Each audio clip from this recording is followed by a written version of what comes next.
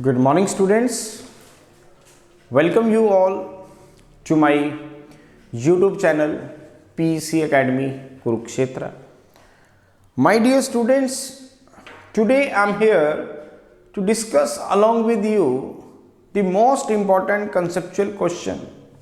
This is the short answer question and it will be of 2 marks. If examiner is to be put in your question paper in the final exam, बहुत ही important है और 2 या 3 marks का ये question जो है examiner आपके final exam में पुट करता है. और this question is from class 11th unit 5 system of particles and rotational motion. बड़ा ही इंपॉर्टेंट है और बहुत बार इस तरह के जो क्वेश्चंस हैं एग्जामिनर्स आपके फाइनल एग्जाम में पूछ चुका है. आपको अटेम्प्ट करने में प्रॉब्लम ना आए इसीलिए आज इसका वीडियो जनरेट किया जा रहा है और जल्दी ही ये वीडियो आप तक शेयर भी कर दिया जाएगा. सो क्या है क्वेश्चन, आप मेरी बैक स्क्रीन पे देख पा रहे हैं. The question is if Earth were to shrink suddenly what would happen to the length of the day. The question is if Earth were to shrink suddenly what would happen to the length of the day. वो कह रहा है कि अर्थ है और उस अर्थ का हम मान लेते हैं मास कैपिटल M है और रेडियस कैपिटल R है. अगर अर्थ श्रिंक होती है तो क्या लेंथ ऑफ द डे पे कोई इफेक्ट पड़ेगा? चेक कर लेते हैं. कैसे सॉल्व करेंगे देखें, बड़ा ही इंपॉर्टेंट है. Suppose this is the earth, this is the earth. इस अर्थ का सेंटर पॉइंट O है और रेडियस कितना है इसका? Capital R. मैंने मान लिया let capital R be the radius of the earth. Earth का रेडियस कितना है? Capital R.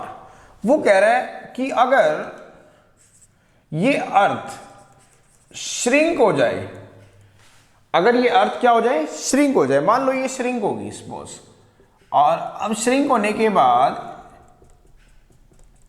इसका जो रेडियस है वो मान लेते हैं R डैश हो गया, जिसमें R डैश की जो वैल्यू है वो लेस देन है किससे? R से. मतलब यूं कह लो कि रेडियस कम हो गया. तो वो कह रहा है कि क्या लेंथ पे कोई इफेक्ट पड़ेगा? दोबारा सुने. दिस इज द अर्थ जिसका रेडियस था कैपिटल R. अब वो कह रहा है कि अगर ये अर्थ, अभी इसका टाइम पीरियड कितना है about it own axis, that is 24 hour. That is 24 hour. अगर ये अर्थ श्रिंक हो जाए, मींस अब जब श्रिंक होगी, डेफिनेटली मैं डॉटेड लाइन से दिखा रहा हूं तो ये श्रिंक हो चुकी है, तो इसका रेडियस बन गया R डैश, तो रेडियस तो डिक्रीज होगा. ये तो बात तो क्लियर है. तो क्या लेंथ पे कोई इफेक्ट पड़ेगा? तो चेक करते हैं. Let R dash be the radius of the earth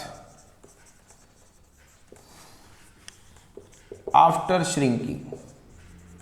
मैं कहता हूं कि जब अर्थ श्रिंक हुई तो उसकी रेडियस R डैश थी, जिसमें R डैश जो है वो लेस देन है R से. इट मींस, इसका मतलब क्या हुआ कि रेडियस डिक्रीज हुई है. It means the radius of the earth will decrease. इसका मतलब अर्थ की रेडियस क्या हुई है? डिक्रीज हुई है. तो कह रहा है कि बताओ कि क्या लेंथ ऑफ द डे पे कोई इफेक्ट पड़ेगा. तो कैसे चेक करेंगे? हम जानते हैं as no torque is acting on the Earth, is acting on the Earth. जब अर्थ के ऊपर कोई टॉर्क लग ही नहीं रहा है तो हम पढ़ चुके हैं, और ये मैंने पिछली वीडियो में आपसे डिस्कस भी किया था कि जब टॉर्क की वैल्यू 0 होती है तो एंगुलर मोमेंटम क्या होता है? कांस्टेंट होता है. As no torque is acting on the Earth, so angular momentum, जिसको मैं L से डिनोट कर रहा हूं, of the Earth is constant. क्या बताया मैंने? जब अर्थ के ऊपर कोई टॉर्क नहीं लग रहा है, इफ टॉर्क इज 0, तो हम ये पढ़ चुके हैं और इसका वीडियो भी मैंने आपके साथ डिस्कस किया था। If torque is 0 then angular momentum is constant. इसका मतलब L क्या है, ध्यान से देखिए, L होता है I इंटू ओमेगा। इसका मतलब L क्या है, कांस्टेंट है।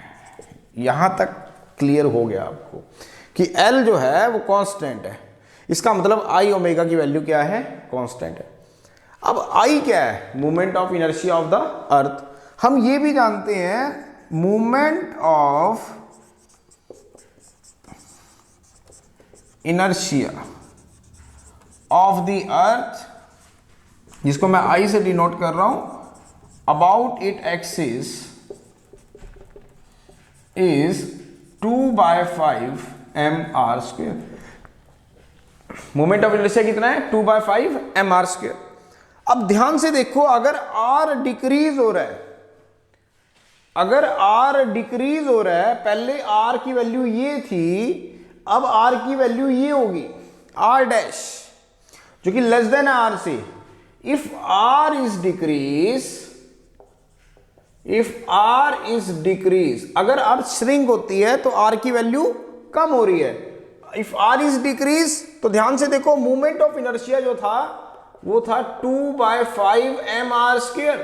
अगर ये r कम होगा तो मोमेंट ऑफ इनर्शिया भी कम होगा। If r is decrease then moment of inertia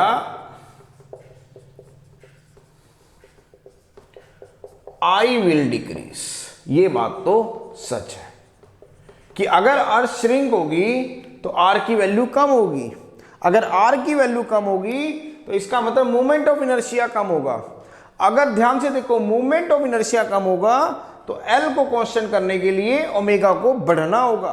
दोबारा देखिए, अगर अर्थ श्रिंक होती है तो रेडियस कम हो जाएगा, रेडियस के कम होने से मोमेंट ऑफ इनर्शिया कम होगा। अगर मोमेंट ऑफ इनर्शिया कम होगा तो एंगुलर मोमेंटम को कांस्टेंट करने के लिए ओमेगा बढ़ेगा। To keep the angular momentum constant, omega, जिसको हम एंगुलर स्पीड कह रहे हैं, angular velocity of the Earth will increase. इसका मतलब अर्थ की एंगुलर वेलोसिटी क्या होगी, वो बढ़ेगी। अब आप जानते हो as omega is equal to 2π/t। अब अगर ओमेगा बढ़ेगा तो टाइम पीरियड क्या होगा, डिक्रीज होगा। As omega is increase then time period will decrease. Hence, length of the day